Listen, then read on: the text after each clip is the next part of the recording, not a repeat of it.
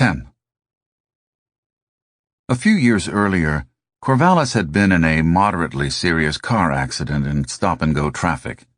He'd slowed down, the car behind him hadn't, its driver was texting, and had rear-ended him hard enough to total Corvallis's vehicle. Looking back on it later, the weird thing about it was how long it had taken for his brain to assemble anything like a correct picture of events. The first thing that had happened, as far as Corvallis's mind-body system was concerned, was that his car's headrest had struck him in the back of the skull hard enough that he could feel the little rivets in its frame. Then a bunch of other stuff had happened, and he had been distracted for a while, but it wasn't until maybe an hour later that he'd noticed his head hurting and reached up to find a bump on the back of his skull. This was kind of like that. Reading the timestamp on Maeve's message and her words, "My Wi-Fi just went down," were the blow to the base of his skull, but it was a while before he really focused on it. It was easy to find Maeve's last name, Braden, and look up her address. She lived right in the middle of Moab, just a few blocks away from the offices of Canyonland Adventures. Whether she'd sent that text from her home or from the office, she'd probably been within a few hundred yards of Ground Zero. He spent a while aimlessly clicking through Maeve's various social media activities. On Like and other social media platforms, she had registered using variant spellings of her first name, M-A-B, M-A-B-H, M-A-D-B-H, and her last, Bredan, O'Bredane. Apparently both names were Gaelic, and so the spelling was all over the place. This was a common subterfuge used by people who didn't want to sign up for social media accounts under their real names, but who understood that the fake name had to be convincing enough to pass an elementary screen by an algorithm somewhere. Mickey Mouse or XY would be rejected, but M-A-B-H-O Bredane was fine. Mab was only one letter different from Moab, and he wondered if Maeve had used it for that reason, as a sort of pun on her adopted home. She was Australian, living in the States because of some family complications, only murkily hinted at on social media. She was a double amputee, one of those people who suffered from a congenital malformation of the lower legs that made it necessary to remove them below the knee during childhood. She had pursued rowing and paddling sports for much of her 29 years. Verna, her older sister in Adelaide, had stage 3 melanoma. Maeve had a lot to say about the importance of sun protection for outdoorsy people. He had been clicking on links for a while without reading them. He had gone down a rat hole and found himself reading a page on modern high-tech prosthetic legs. He knew a couple of other people who used them and had once invested in a startup that was trying to make better ones. So, as random as it might have seemed, it felt like a point of connection between him and Maeve. The jet was over the Bitterroots, aimed south-southwest. Corvallis pulled up a map and zoomed it to the point where he could see San Jose in the bottom left, Moab in the bottom right, and Missoula up top. He unbuckled his seatbelt and walked forward past the little galley where Bonnie was making coffee. She had kicked off her high-heeled pumps and switched to her sensible in-flight footwear. She looked up at him, moderately startled. The toilet was in the back. He had no particular reason for being up at this end of the plane. Procedures on private jets were pretty relaxed. Cockpit doors weren't armored, and frequently were left open so that curious passengers could look out the front. At the moment, this one was closed. Corvallis hesitated before knocking on it. He was hesitating because he was about to make a decision he couldn't unmake, and he knew that everyone was going to be disconcerted by it, and he wasn't good at that kind of thing, at the mere fact of making himself the center of attention. So before knocking, he had to engage in a bit of mental prep that had become a habit in the last few years. He was visualizing Richard Forthrast, hale and healthy, standing exactly where Corvallis was standing right now, confidently knocking on the door. Hell, Dodge wouldn't even knock, he would just open it. He would greet Frank and Lenny, the pilot and co-pilot, and he would say what he had to say. Bonnie was giving him an odd look. He smiled and nodded at her, then rapped on the door. Then he opened it. "Frank and Lenny," he said, "according to my map, Moab is approximately the same distance from where we are now as San Jose. Therefore, we ought to have enough fuel on board to fly to Moab. I would like to file a new flight plan and go to Moab." They looked at him like he was crazy, as he'd known they would. But the reality of it wasn't as bad as he'd feared. It never was.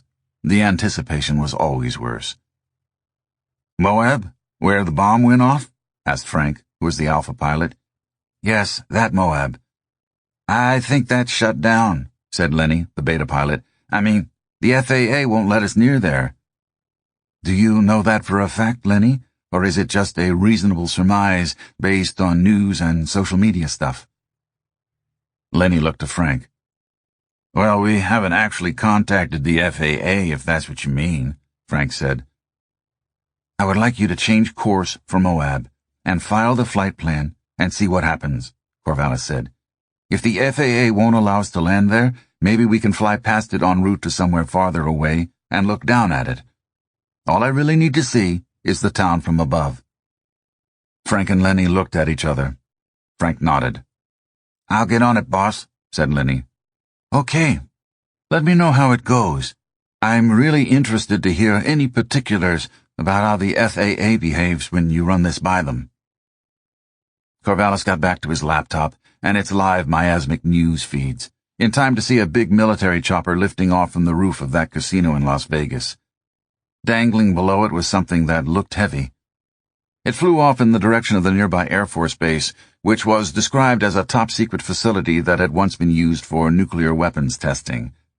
The all-clear was sounded in Vegas, but immediately it was swamped on the news feeds by reports of a precisely similar incident taking shape on the top floor of a skinny residential tower under construction in Midtown Manhattan. This had to duel for airtime, with shocking new footage just coming in from Moab, where, for the first time since it had all started, we were now seeing photos of horribly burned victims and shaky video of their being unloaded from medical choppers. From outside the cordon, downwind of Moab, bloggers on horseback and all-terrain vehicles were now reporting elevated radiation levels. The mainstream media were ignoring or actively suppressing these reports, presumably because the government had admonished them not to spread panic. But social media were more effective at spreading what passed for news, and so it scarcely mattered. Someone had finally got close enough to Moab to do a flyover with a drone. They couldn't get too close because of military units that were interdicting travel in the area, and also because they didn't want to expose themselves to radiation, but they were able to transmit some footage of the ruined town. The low frame rate, the bricky pixels, the compression artifacts in the image, the tendency of the camera to be aimed in the wrong direction as it flew through smoke and dust, all contributed to a feeling of cinema verite that was beginning to strike his increasingly jaded eye as too good to be true. Keeping an eye on Like's internal email system, Corvallis noticed that Jason Crabb was online. Jason was a systems administrator for Nubilant who had jumped to Like in the wake of the acquisition. It had given him a pretext for moving to the Bay Area, which he'd been wanting to do anyway, because of a complicated girlfriend situation. Corvallis clicked on the little video camera icon next to Jason's name. After a minute or so of user interface fuckery, he found himself looking at a moving image of Jason, who was sitting in his girlfriend's bed, propped up on a lot of pillows. The upward camera angle of his laptop made Jason's beard huge and magnificent in a rufous shaft of morning sunlight. He did not greet Corvallis, but just stared at him, alert and expectant. On a day such as this one, C+ would not have taken the unusual step of initiating a video call unless it was important. Suppose there's a company in Moab with a website, or some other kind of internet presence of any kind whatsoever, for that matter, Corvallis began. Yeah? It's off the air now, let's say. No shit. Okay. But pretend for a moment we don't actually know why. There are two possible explanations for its being off the air. You need to get all Sherlock and figure out which is the truth. Okay. Scenario 1 is that Moab got nuked and the wires, or the optical fibers, don't even reach into town anymore. They are just dangling from a burning telegraph pole in the desert. Scenario 2 is that Moab is still there, but the ISP that serves it is being crushed under a DDoS attack. Meaning, as Jason would know, distributed denial of service. Or for that matter, any kind of remote hack that would shut it down for a while. Is there a way you could distinguish between those two scenarios, without getting out of bed? I have to pee, Jason said. You'll know what I mean. Probably. Okay, please do that and get back to me, Corvallis said, and disconnected. Lots more was happening in Manhattan now, on news and social media sites, on talk radio. The wave had not crested yet. If Corvallis were among the billions who actually believed that Moab had been nuked, he'd have been fully absorbed. As it was, he found himself in a weirdly peaceful and calm state. I called an audible, Frank was saying to him. Corvallis looked up to see the pilot standing in the aisle, looking down at him. His brain slowly caught up. Calling an audible was some kind of sports-based metaphor. It meant that Frank had made a decision on his own, improvised in a way he hoped Corvallis would later approve of. I filed a flight plan to El Paso. El Paso? It'll take us near Moab, near enough that we can look down on it like you said, but we'll be at 40,000 feet, above the box. The box. The box of airspace around Moab where the FAA doesn't want us to go. El Paso's a lot farther away, Corvallis pointed out. Frank nodded.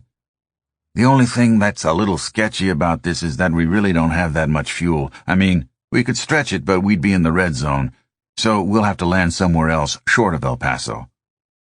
That's okay, Corvallis said. Everything will be different by then. It's okay for you, Frank said, but it makes me look like a fucking idiot for filing a flight plan that doesn't make sense fuel-wise. Just tell me who I need to talk to. I'll take responsibility. Corvallis generally didn't like looking people in the eye, but from watching Dodge, he knew that there were certain times when it was a deal-breaker. So he forced himself to look Frank in the eye. I will personally take responsibility for this, and I will get you off the hook. Frank shrugged, raised his eyebrows, and went back to the cockpit. Corvallis had been thinking about a detail that had passed under his gaze while he'd been clicking around learning about Maeve Brayton. He had to dig surprisingly deep into his browser history to find it. This was complicated by the fact that he had been checking her out both on the public miasma and in Like's secure file system. Eventually, he tracked it down in the latter. It was the personal data record associated with her account, the result of her having filled out a form years ago when she joined Like and having clicked the Submit button, which, come to think of it, was a pretty strange bit of semantics. But anyway, she had listed several telephone numbers, including one that began with 011, which was the prefix for dialing international calls from the United States. He'd already learned of her Australian background, and so upon scanning this for the first time, he'd made the obvious assumption that it was an Oz number. But it wouldn't make any particular sense for her to go to the trouble of entering such a number into her profile unless she was actually spending a lot of time in Australia. On a second look, the country code was 881, which wasn't Australia. It was a special code used by satellite phones. Corvallis wasn't hugely knowledgeable about sat phones, but he knew a couple of people who owned them, either just because they were geeks or because they did a lot of travel in places with no cell phone coverage. It seemed pretty obvious that Maeve was one of the latter. Her whole job was taking groups of tourists on trips deep into the canyons of the Colorado River, where cell phone use was out of the question. Of course Canyonlands Adventures would own sat phones, and of course they'd issue them to their guides. Whether she would keep the thing turned on and within easy reach was another question. For all he knew, it might have been turned off and buried in a waterproof bag at the bottom of a raft, but then it might get dumped overboard if the raft flipped, which was exactly the kind of situation where you'd need it. It would make more sense for the lead guy to carry it on her person. It was worth a go anyway. Corvallis's cell phone wouldn't work on the plane, but he had pretty good internet, and he could make voice calls through his laptop. He plugged in his headphones for better audio, booted up the relevant app, and typed in the number. There was a long wait, much longer than for conventional calls. "Hello," said a woman. She sounded Australian, and pissed off that someone would call her. In the background, it was possible to hear other people chattering and laughing. Corvallis visualized them on the raft in a quiet stretch of the Colorado. He heard a splash and a kerplunk. Someone had jumped in for a swim. Just from this, Corvallis had already learned what he needed to know, that Moab had not been nuked. but it seemed only polite to explain himself. Maeve, I'm sorry to bother you, but this is important. You don't know me. My name is Corvallis Kawasaki. He's in the town of Corvallis, Oregon. Yes, you can Google me when you get home. I'm an executive at Like, the social media company. You work for Like? Yes. Is there something going wrong with my account? Did I get hacked or something? He liked the way she asked it. Her tone wasn't apprehensive. It was more as if she would find it wryly amusing to have been hacked. No, your account is fine. Everything is fine where you're concerned. She laughed. Then why are you calling me? To ask me out on a bloody date? That would be a violation of our confidentiality policies, Corvallis responded. This is about something else that you should probably be aware of. And he went on to explain as best he could without taking all day what had been happening. During this time, Maeve didn't say much. It was a lot to take in.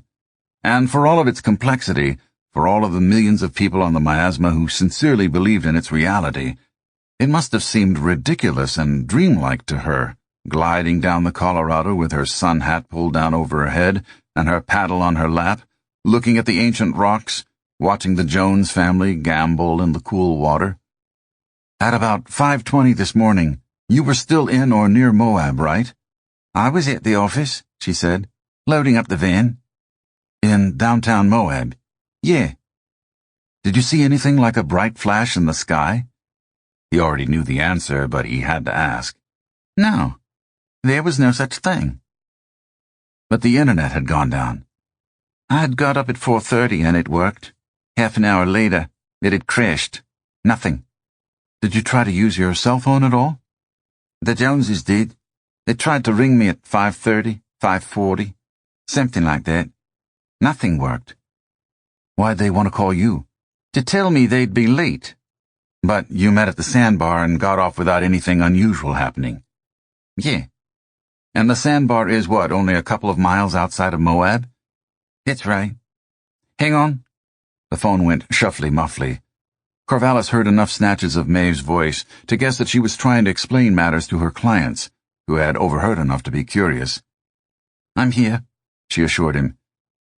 Maeve, there's a lot more we could say to each other, Corvallis said, but I'm betting that the Joneses have friends and family who know they were in Moab this morning and who are frantic with worry right now.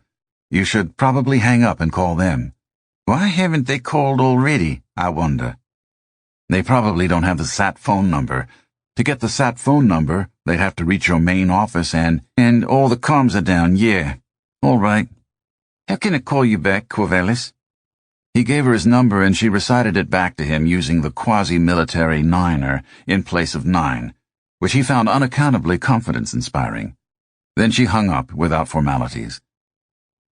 While all of this had been going on, Jason Crabb had emailed him back to tell him what he already knew, namely that the communications blackout in Moab appeared to be the result of a conventional DDoS attack. Corvallis called Lorenas, his boss, the 59th richest man in the world, who answered the phone with, Don't sell any of your stock. Huh?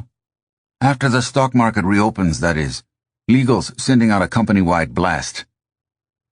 It took Corvallis a few seconds to catch up with the logic. You know the Moab event is a hoax. Yeah, it is becoming increasingly obvious. You're worried it's going to be a bloodbath for our stock, because so much of it is happening on our network. We look negligent. People will sue us. But for now, that is insider knowledge, see, and if you sell any of your stock, you are insider trading. Got it. Where are you, man, other than on a plane? Headed for Moab. Lorenas laughed. Corvallis had the sense it was the first time he had laughed all day. No shit. When I got suspicious, I asked the pilots to plot a new course. That is awesome. Lorenas was 10 years younger than him. You're going to try to land at Moab? Probably not. No real plan yet. You're just calling an audible. That is awesome. Thanks. When did you first get suspicious, C? At a subconscious level? It was all that shit about the Moabites. What are you talking about? In the video from the terrorists, where they take responsibility for the attack, Yeah, it's a pretty long sermon, Lorenz said, a little defensively. I didn't have time to sit through the whole thing. It quotes a lot of Old Testament crap about the ancient Moabites and how they were apparently the bad guys, born of incest or something. As if that justifies the attack on Moab, Utah. Yeah, and on one level I'm thinking it sounds like the usual convoluted jihad think, but at the same time I'm like, come on, man, you could have nuked any old town you chose, and most would be easier to reach than Moab. I mean, why even bother with a warning shot? They were trying too hard, said Lorenz, getting it. Piling on a lot of verbiage to explain why they picked that town.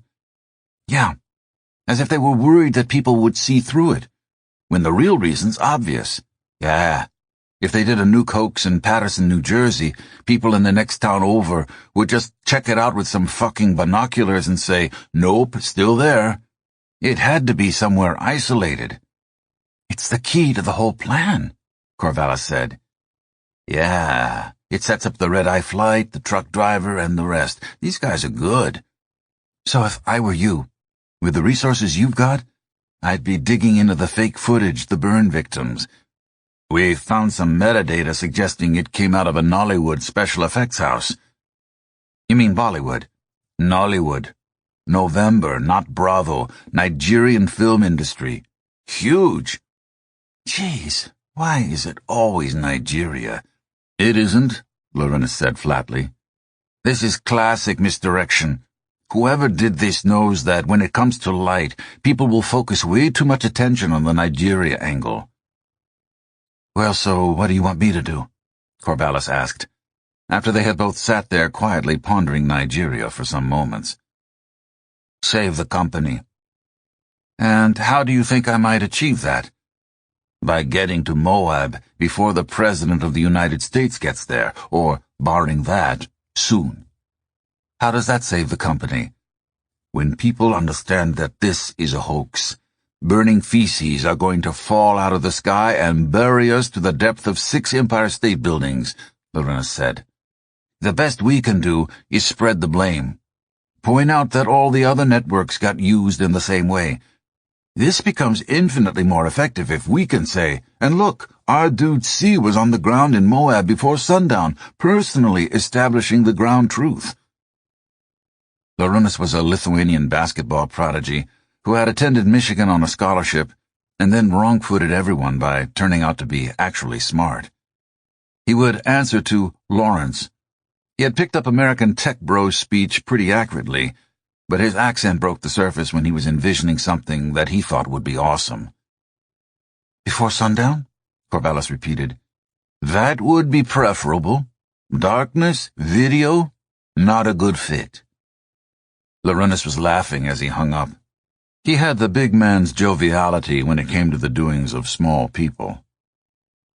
On a miasma news feed, some scientists in white lab coats were giving a press conference in front of a backdrop covered with many copies of the logo and name of the Los Alamos National Laboratory. Corvallis listened to it for a while. It was perfect. The actors portraying the scientists were well cast. There was the Eminence Grise, who didn't say much but who conveyed huge gravitas and authority when he did. The engaging young beard who did most of the talking and reminded you of your favorite science teacher who rode around campus on a recumbent bicycle. The demure, middle-aged, maternal but still kind of hot woman. The introverted Asian dude showing flashes of wry humor. Whoever had produced this counterfeit had completely nailed the sound. You could hear chairs scraping, shutters clicking, fingers pounding laptop keyboards, people's cell phones going off, all conveying the sense that 100 journalists were crammed into the room. The payload, the informational warhead on the tip of this social media rocket, was that they had performed isotopic analysis of fallout collected by volunteers downwind of Moab, and confirmed that it matched the fingerprint of 6 Soviet-era suitcase nukes that had gone missing in Uzbekistan some years ago. Even as C+ was admiring the quality of the pseudo-scientific dialogue being spouted by these actors, the news conference was suddenly shut down as the room was invaded by a squad of beefy-looking guys in beards and wraparound sunglasses who looked like they had just stepped out of a casting call for a SEAL Team 6 movie. Their leader's face was visible only for a few frames as he reached out and swiped at the camera's lens. The camera ended up on the floor sideways, transmitting a close-up of a knocked-over Starbucks cup and some chair legs, with murky sound of the scientists protesting as they were hustled out of the room. A logo at the bottom of the screen claimed it was live on CNN, which was by definition wrong, since Corvallis wasn't actually watching it on CNN. He had found it on YouTube by clicking on a Twitter link in which some concerned citizen watchdog claimed that they had captured this sensational footage earlier on the live CNN feed and were just posting it for the benefit of the general population, and that everyone should download it and copy it and post it everywhere before the government suppressed the news. Out of curiosity, Corvallis went over to CNN's Twitter feed and found a tweet from 20 minutes ago insisting that the press conference footage on YouTube was not genuine CNN content, had never aired on CNN, and was some sort of hoax. It had already drawn thousands of angry and skeptical replies from people saying that CNN was obviously being controlled by deep state actors. Temporarily at a loss for anything to do, Corvallis rewound the fake press conference video to a close-up of the woman scientist, took a screen grab of her face, and pasted it into Like's face recognition app. Within seconds, he was reading the IMDb profile of this actress, a veteran of numerous television commercials and a few indie films. He didn't waste his time repeating the experiment with the other members of the cast, or for that matter with the scruffy young actor who had climbed off the Red Eye earlier and released the mushroom cloud footage to the world, or the truck driver in Utah, or Larry Proctor, the blogger. It would be the same with all of them. And when the hoax was discovered and quashed, all of them would be tracked down by vengeful miasma sleuths, and all of them would probably tell a similar story. They had been recruited by a production company working on a low-budget indie thriller. They had gone to certain sound stages and recited certain lines. They and the production crew had all been paid in some untraceable way, through Bitcoin or whatever, and they'd moved on to the next job. A text came through from Lorunas. "We found the people who made the Mushroom Cloud Sim, a CGI house in the Philippines." He Googled Moab hoax and found a basically infinite amount of stuff already posted. Much of it was right, for the wrong reasons. 90% of it was about the bioweapon theory. These people, the people who had done this, were awesome. They knew that some people would see through the hoax and denounce it as such. Those skeptics couldn't be silenced, but they could be drowned out. So the hoaxers had inoculated the miasma with a ready-made hoax narrative that was obviously ridiculous and tailor-made to appeal to the vociferous citizens of Crazy Town. Right now, everyone's Uncle Harry, the angry truther at Thanksgiving dinner, was typing as fast as he could with the caps lock key in effect. If you were a member of the reality-based community who suspected that it was a hoax, you had to wade through 100 zombie-related postings in order to find one that made sense. And wherever you went on the miasma to argue for a skeptical and reasoned approach, you were lumped in with the zombie truthers, ridiculed and downvoted. As an example, he found a thread in which zombie truthers were being shouted down by people who had just seen the fake Los Alamos news conference on YouTube and were using it as evidence that Moab had been nuked by foreign terrorists, not by the United States government. Frank's voice came through on the intercom. "Moab is under cloud cover." Of course it was under cloud cover. Corvallis wondered if the authors of this hoax had waited for a cloudy day in Moab before pulling the trigger. He went up to the cockpit so that he could look out the windshield over the pilot's shoulders. The weather was generally clear, but clouds were stuffed like cotton into low places in the landscape, including the valley of a prominent river that Corvallis assumed was the Colorado. No-fly zone or not, people could fly over Moab all day long and not be able to come back with a definitive answer as to whether it still existed. "We need to land," Corvallis announced. "The Moab airport is closed," Frank told him. Without thinking, Corvallis said what Dodge would have said. "I didn't say anything about an airport. See if there's an airstrip or a straight stretch of highway." highway? I might be able to contact someone who knows the area, Corvallis said, and stepped out of the cockpit. His phone was ringing, or rather, the app running on his laptop that did what a phone did, except over the internet. He strode up the aisle and pivoted to look at the screen. A window had popped up, making him aware of an incoming call from an international number with an 881 area code. Corvallis fell in love with Maeve.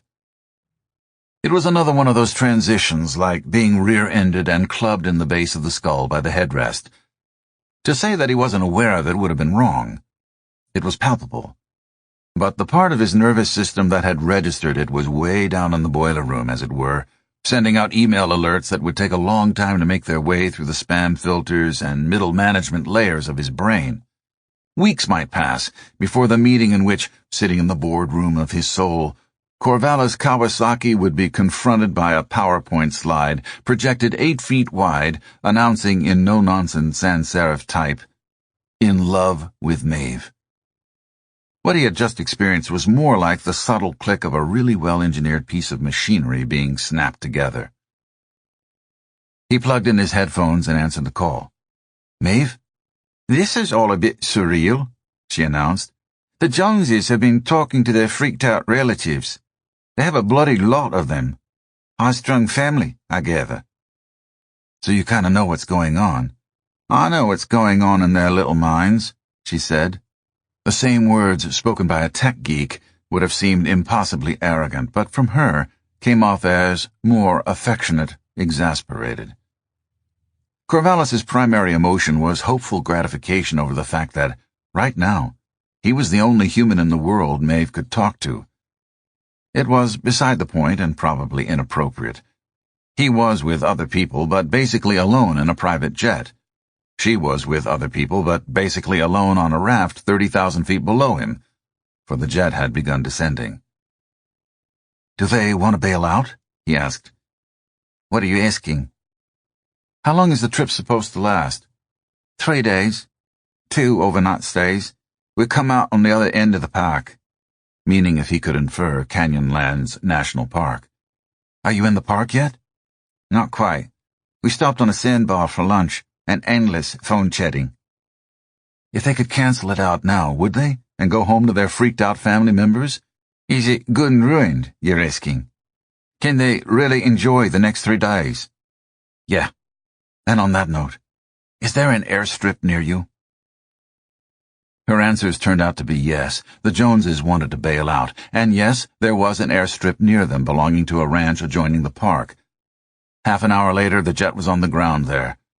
The descent and landing seemed normal to him, but after the plane had come to a full stop, Frank and Lenny high-fived each other. Bonnie looked out the tiny window in the door and thought better of changing back into her heels. She opened the door, deployed the stairway, and stood at attention holding Corvallis's wool cloak. The scent of sagebrush flooded into the plane. Corvallis had been hoping for something authentically rustic, but the ranch had remade itself as a tourist operation, and so the first thing he saw was its swag kiosk, currently unmanned. He watched disbelievingly as an actual tumbleweed blew past it. The airstrip had been laid down on a dry lake bed or something, so it was surrounded by low hills of rubble from which sprouted cool-looking outcroppings of rock. Maybe that explained the pilot's high-five. Approaching was one of those especially huge pickup trucks with double rear wheels and a crew cabin. It was skidding around switchbacks and kicking up rooster tails of ochre dust. Corvallis was pretty sure that, at this moment, he was closer, 20 miles, to Moab than any other C-suite executive of a major social media company. He felt he should commemorate that with a text message. But his phone reported no service. He didn't have a sat phone. He had no more communications technology at his disposal than a Roman legionary. Probably less, since those guys had messengers and pigeons and so on. Speaking of which, Lenny got his bag out of the luggage compartment and hustled it over and thrust it at him in a manner suggesting that it might be time to change his clothes. He accepted the bag and slung it over his shoulder for now. There was no place to change here unless he wanted to kick down the door of the kiosk. Blazoned on the door of the pickup was the logo of the Angel Rock Ranch, which he recognized from having seen it on the miasma half an hour ago. Aesthetically, this occupied a curious niche that hadn't existed until fairly recently.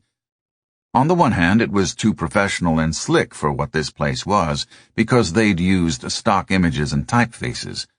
On the other, it was homespun, amateur work, because they'd cobbled it together themselves. They knew nothing of kerning.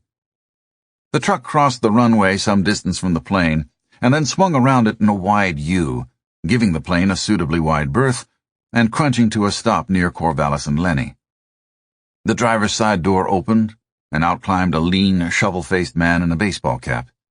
He was wearing jeans, work boots, and a plaid snap-up shirt. He had the waistline of a young man and the trifocals of an older one.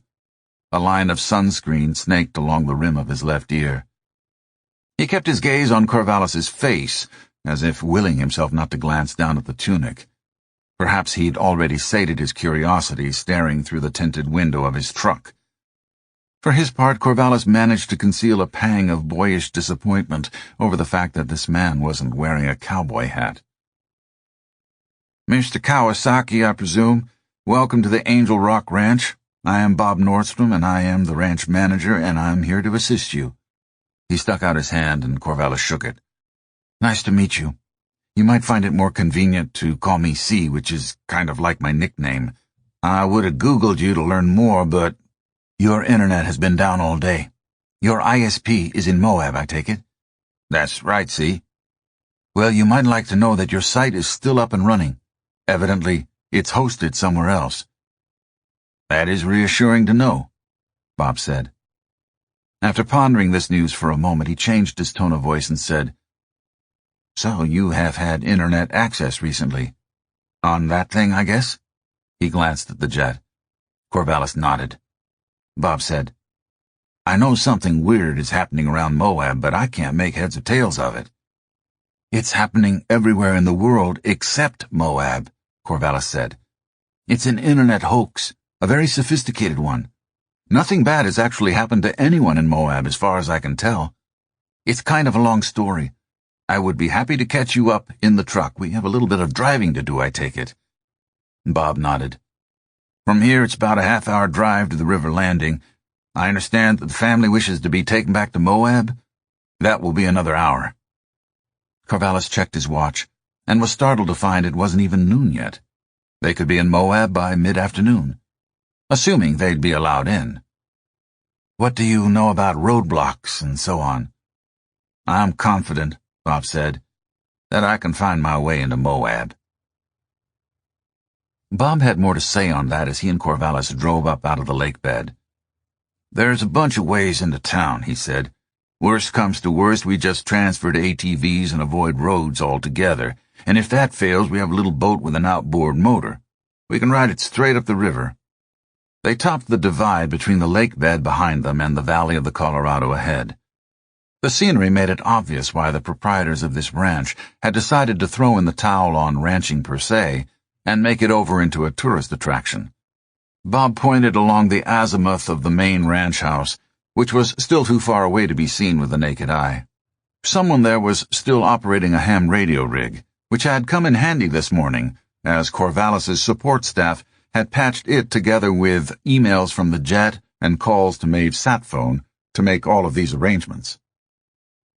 The drive down to the river landing, the last place to take a raft out of the Colorado River before entering the national park, demanded all of Bob's attention, and so he didn't say much as Corvallis gave him a rundown of what had been going on with the hoax. Along the way he caught occasional glimpses of the brown water of the river, but famously it was a very small trickle of water, embedded in a ridiculously huge canyon system, and so mostly what he saw was interesting rocks. The final approach wasn't on a road per se, it was just chundering down a dry arroyo that plunged straight into the Colorado. During the times when it actually carried water, it had deposited a rocky bar along the bank of the river, and it was there that Maeve and her colleague Tom had pulled 2 rafts up out of the water and set up a little day camp under a pop-up awning. Older Joneses were huddled in the shade of it looking beleaguered. Younger ones were splashing in the river, completely unconcerned. Bob piloted the truck carefully across a shallow backwater and up onto the surface of the bar, and stopped a few yards short of the camp. Directly on exiting the vehicle, he was engaged by stressed-out moms and dads who were so glad to see him. This left Corvallis free to sneak out the passenger door and cut around the back of the truck and head toward the rafts, where Maeve and Tom were sorting through luggage, taking out the Joneses' personal stuff while leaving company gear in the raft. "Nice get-up," was Maeve's verdict on what Corvallis was wearing. She had given him a head-to-toe scan with eyes that were such a pale shade of blue as to be somewhat weird-looking.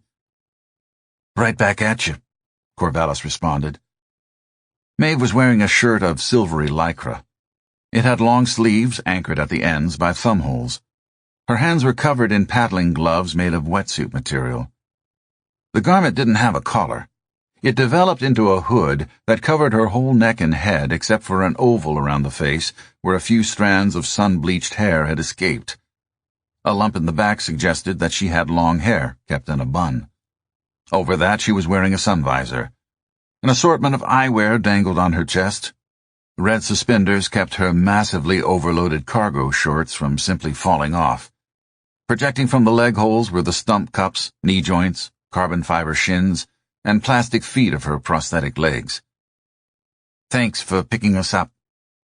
She took a couple of steps toward him in a better-than-you'd-think-but-not-quite-right gait, and peeled the glove from her right hand to shake. Her hand was cold, sandy, and strong. The shake was perfunctory. "I didn't do much beside reading my credit card number over the phone." Stupid thing to say. He was trying to be modest, but it came off sounding rich and petulant. "We'll make you whole." There were 5 available seats in the truck's cab, and 6 Joneses, but some of them were small enough to double-buckle. Corvallis and Maeve ended up sitting in the vehicle's open back, using luggage and camp mats for cushioning. Maeve loaned him a sun hat and looked with disfavor on his bare arms. The climb up the Arroyo was such rough going that they ended up standing and holding onto the roll bar, absorbing the jounces with their leg muscles. Once they had made it to something that could pass for a proper road, they made themselves comfortable, and he got her settled down by applying sunscreen to his arms. "Do you mind?" she asked, and unstrapped one leg, then the other, and put them to one side so that she could air out her stumps. "Sand gets in there." "I wouldn't dream of objecting to your making yourself comfortable," Corvallis said. The elaborate wording got her attention.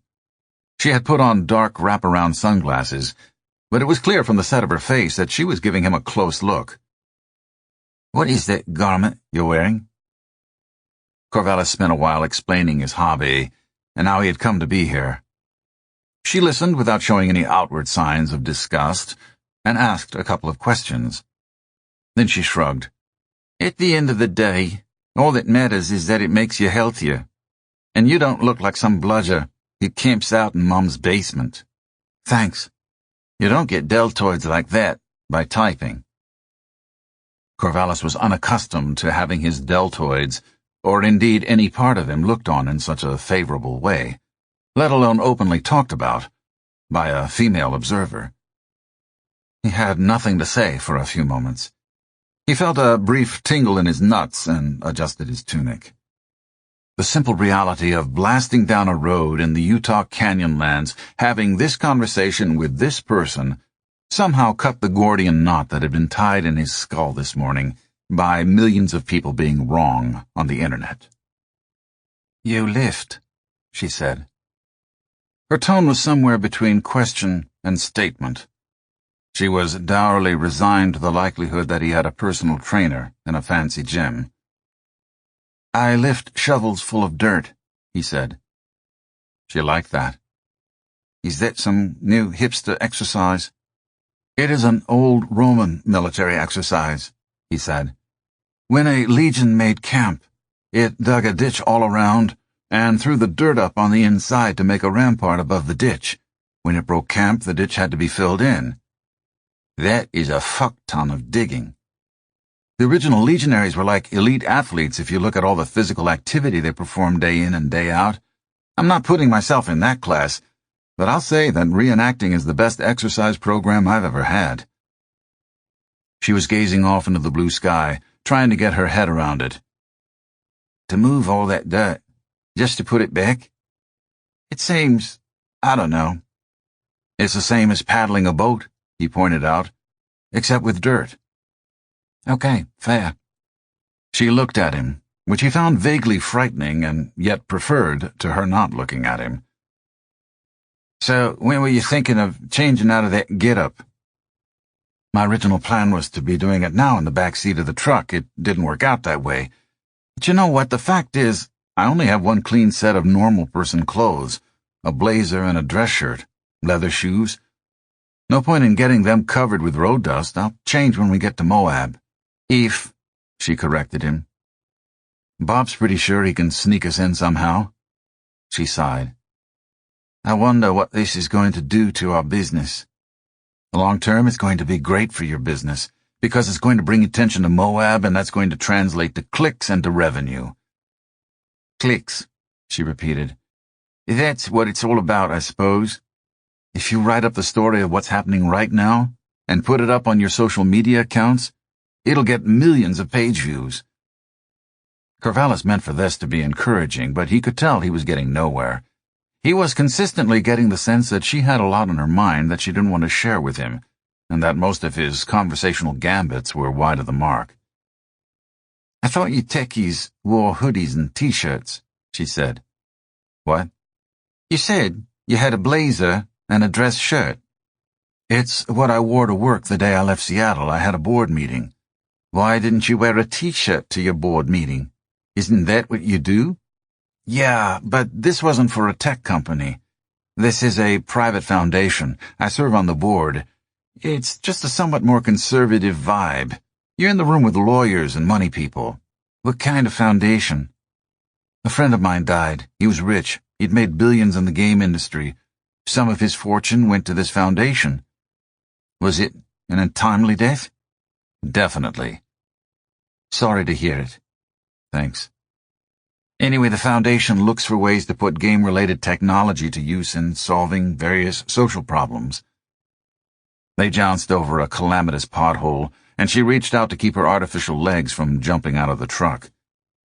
Corvallis was straining to remember some advice Zula had given him a couple of years ago after a date had gone bad. You've asked a number of questions relating to clothing, he pointed out. Is that an interest of yours? All clothing is prosthetics, she said. It's how I think about it. From this, she plucked at her silver garment, to this, she patted a carbon fiber leg, is a meta of degree. The shirt is some kind of anti-sun thing? Yeah, better than sunscreen. She sighed. I was studying design, she admitted, as if it were a failing of some significance. Hit a rough pitch. Took a summer job peddling rafts. Got sidetracked. It's pretty normal to take a gap year or two. I failed, she announced.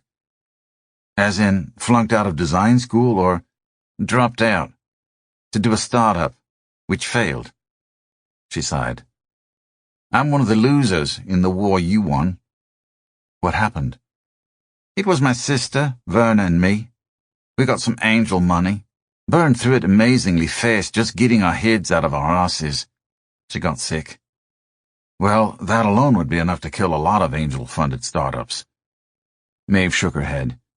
It wasn't that. I mean, it didn't help. But what killed it was an awareness that came to me in the middle of the night. Awareness of what? That I'd been going about it wrong. That I hadn't been thinking big enough.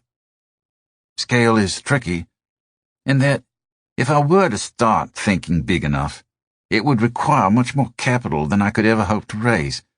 So I was stuck. And am still. She pulled her sunglasses down so she could look him in the eye.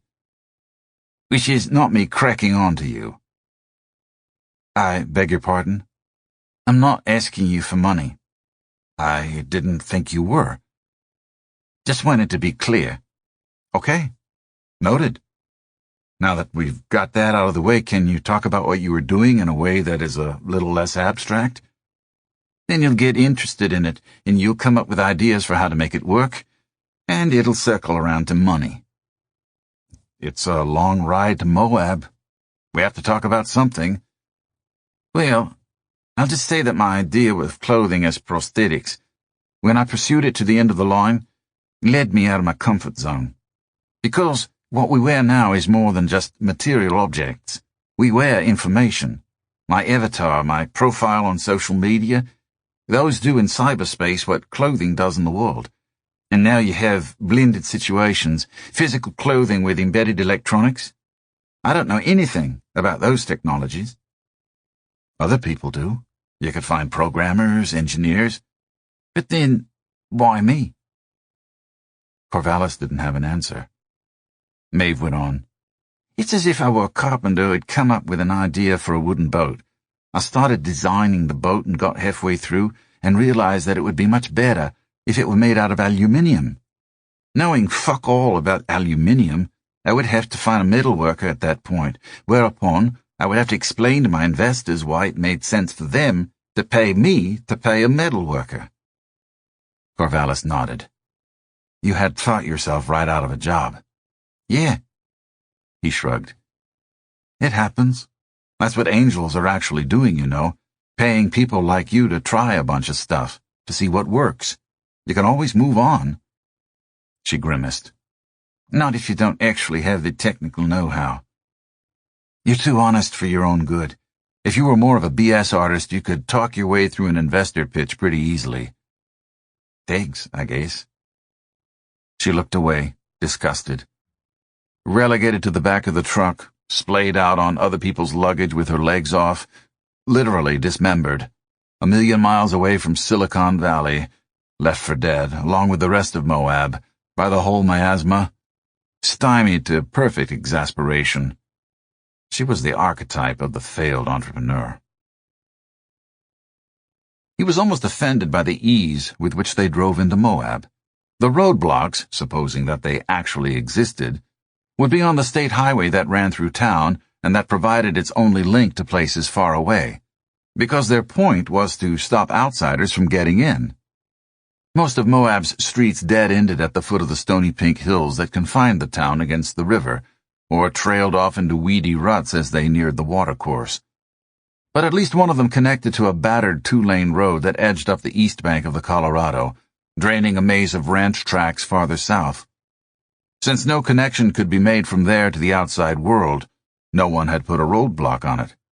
The river itself was being patrolled by a lone sheriff in a motorboat, but when he recognized Bob's truck, he just lifted one hand from the wheel to greet Bob. Bob responded by lifting 2 fingers from his own steering wheel, and with that, they penetrated the world-famous cordon of military security that had enshrouded the smoking ruins of Moab, and turned away from the river to follow a small tributary about a mile into town. A festive atmosphere prevailed along Main Street, which was what they called the part of the state highway that ran through the town's business district. This had been turned into a temporary pedestrian mall by the closure of the road.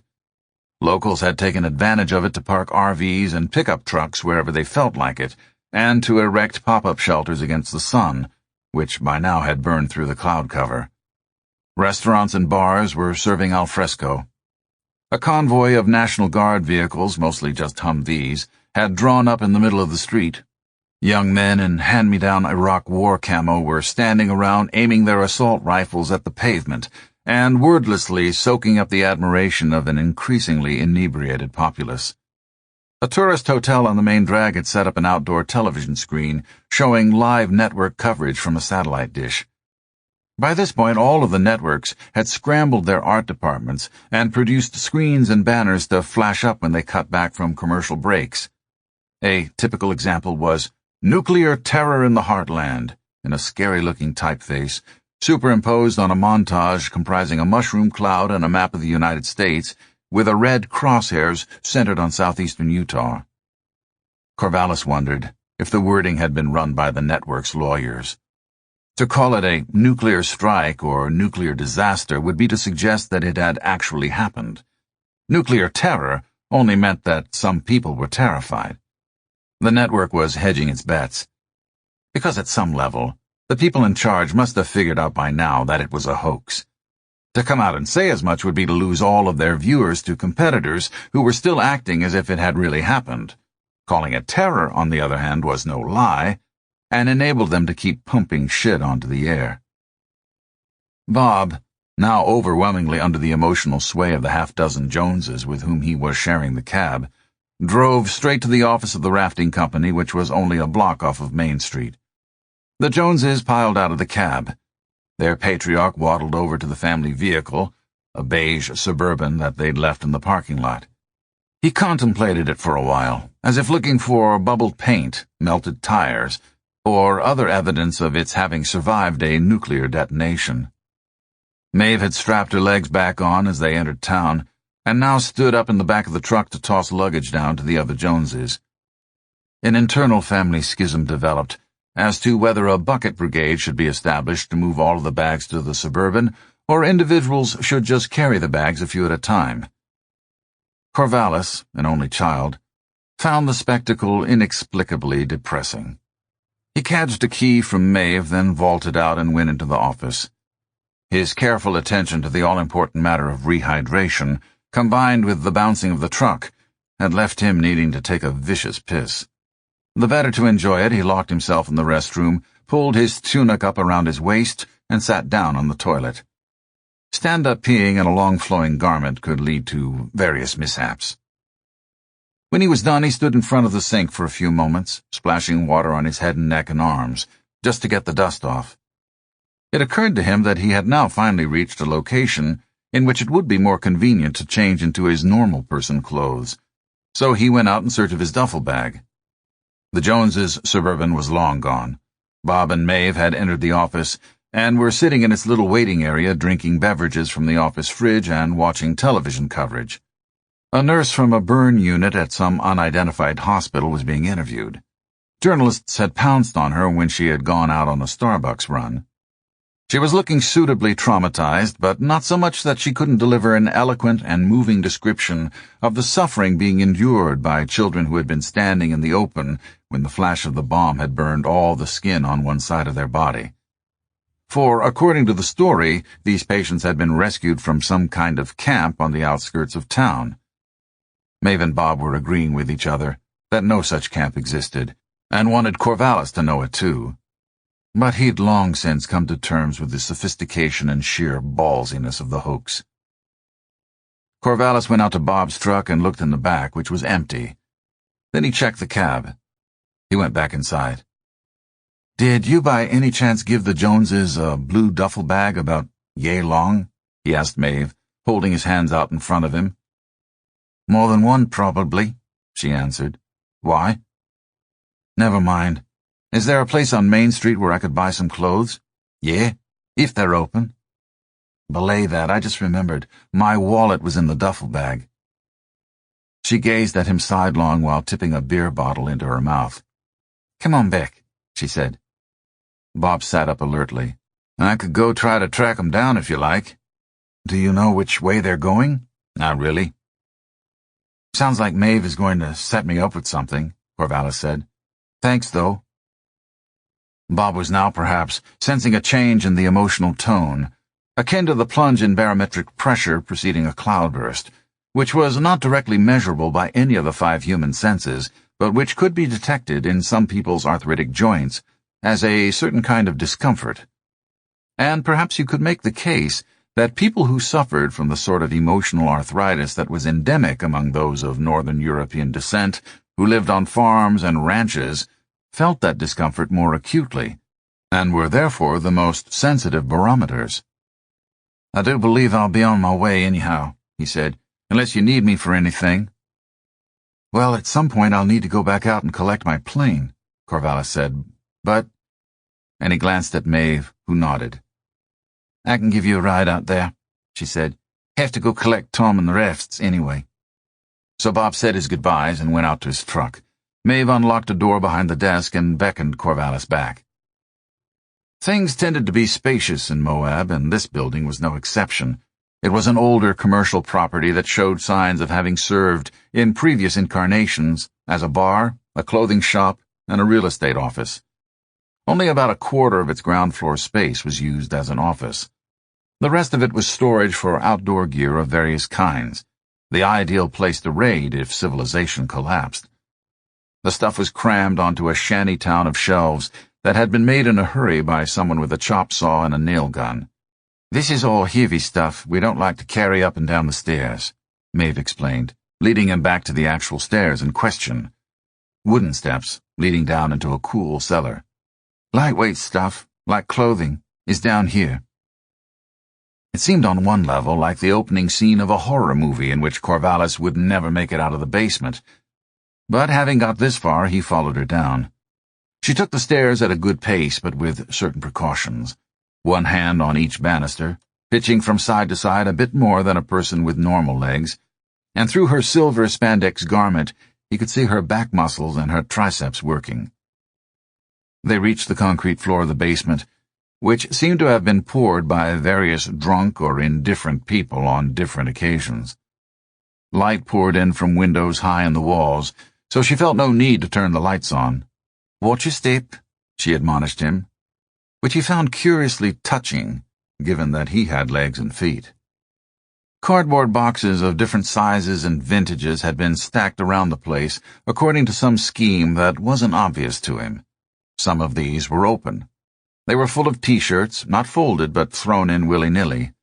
Most of these were printed with Canyonland Adventures logos, or other tourist-related insignia having to do with Moab, Utah, or the Colorado River. In one corner a rug had been laid out on the floor.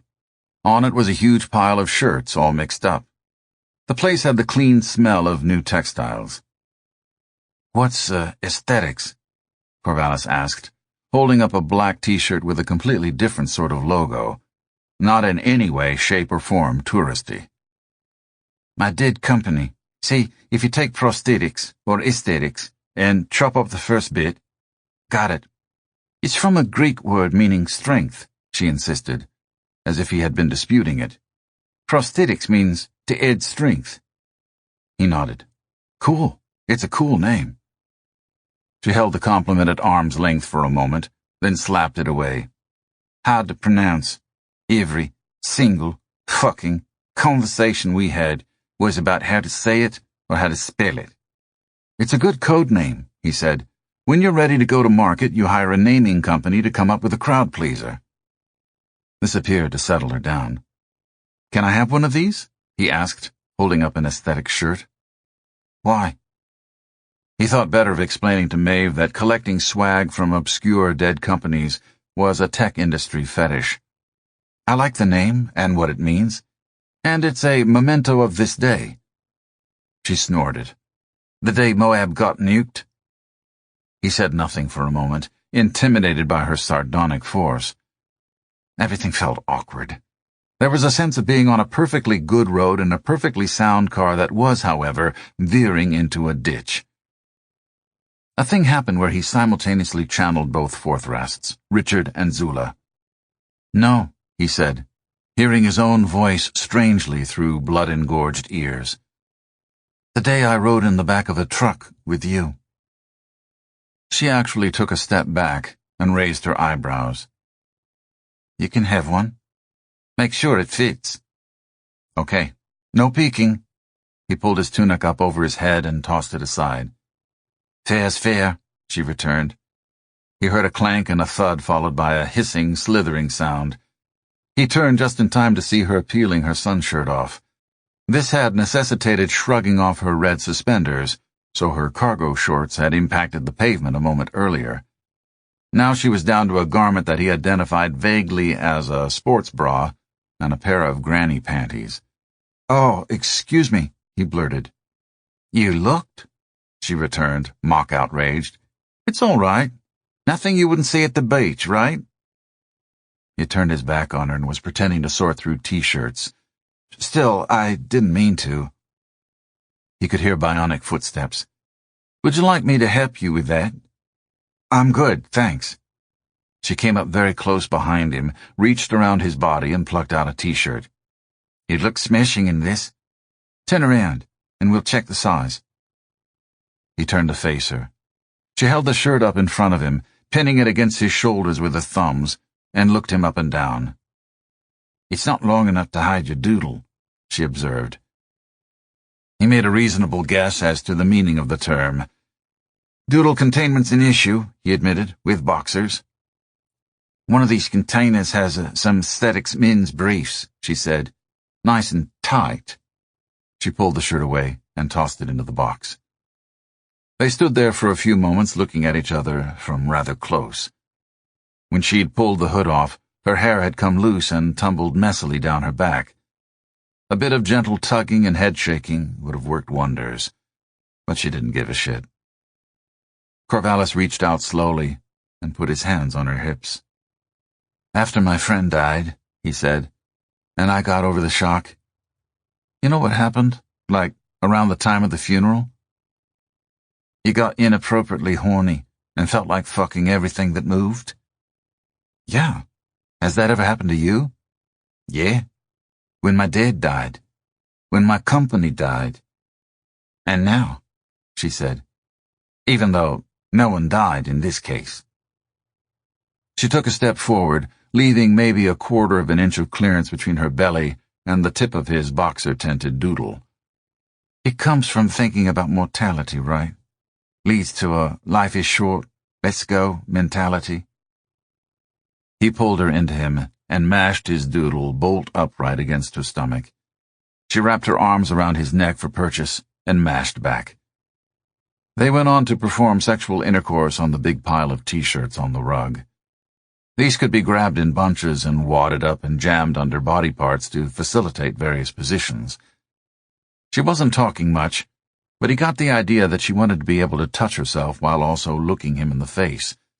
Fair enough.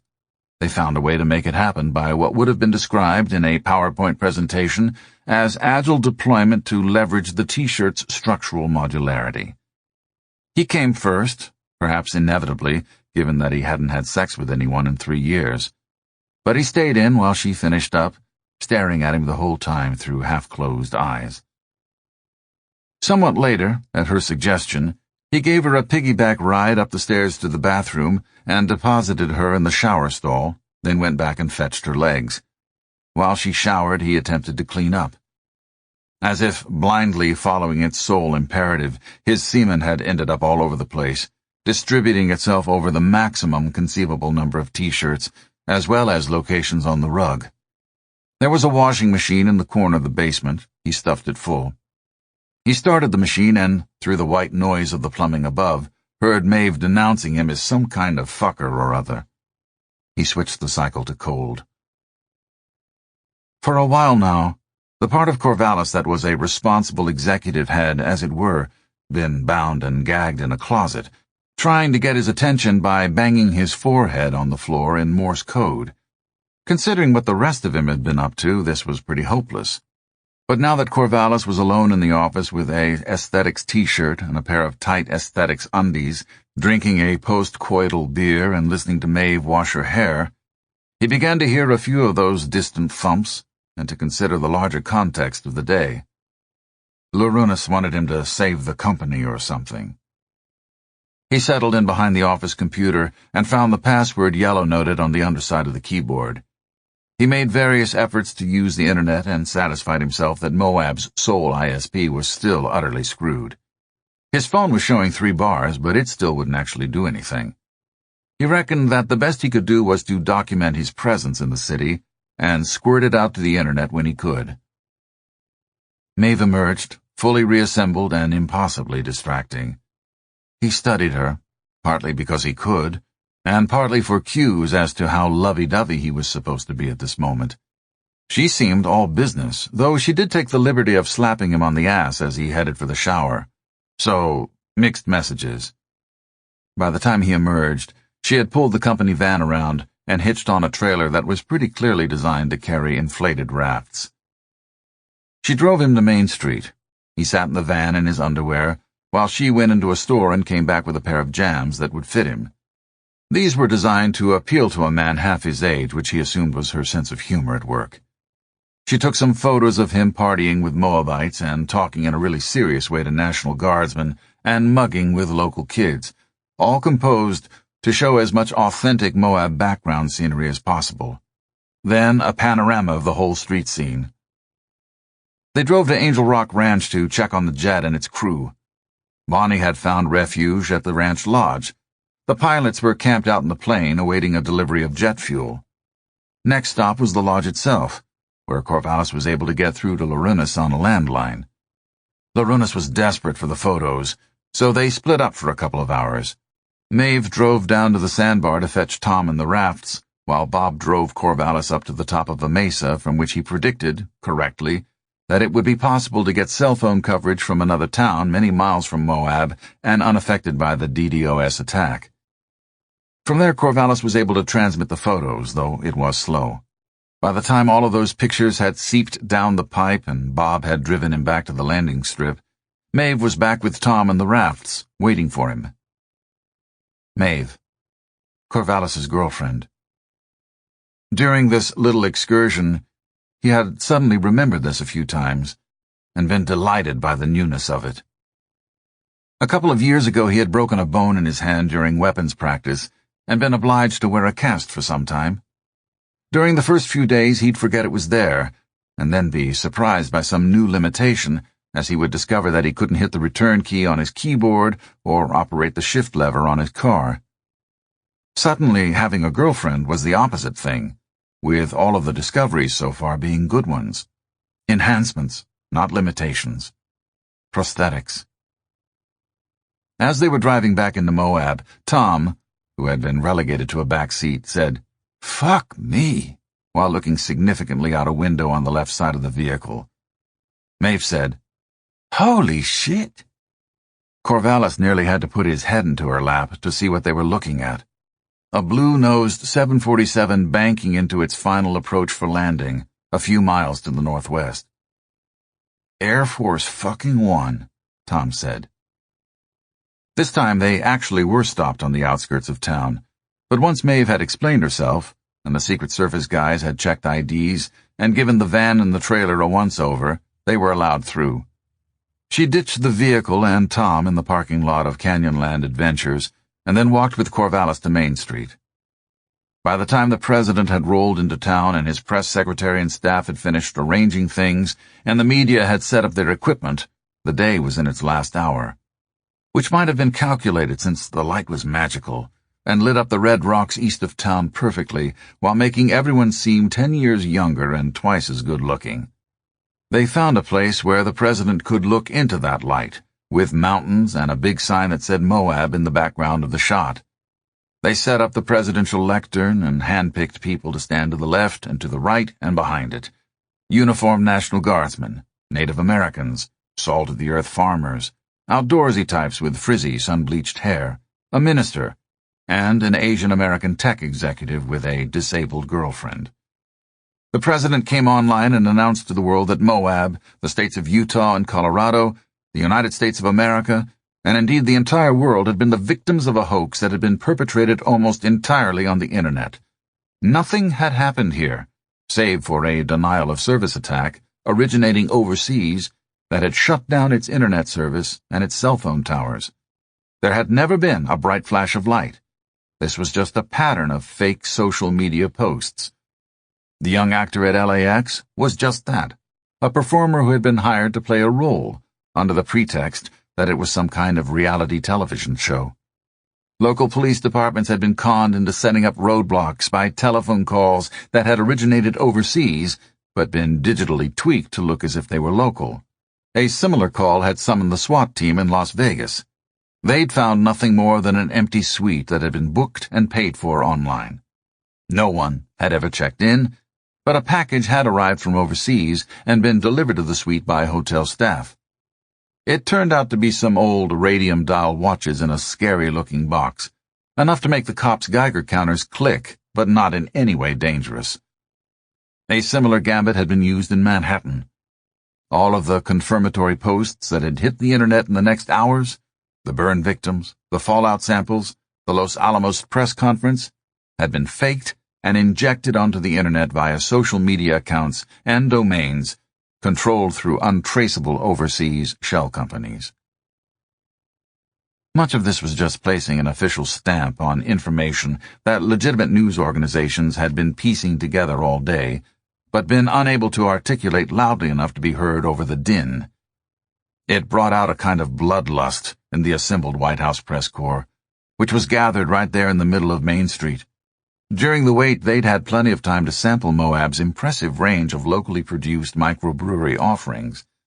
Having spent the whole day sifting through incredibly depressing news reports, they were bouncing back to a kind of giddy frame of mind brought on by a combination of completely natural and understandable happiness that Moab was fine, beer, and schadenfreude directed at the social media companies that had been chipping away at their industry and their job security for the last couple of decades.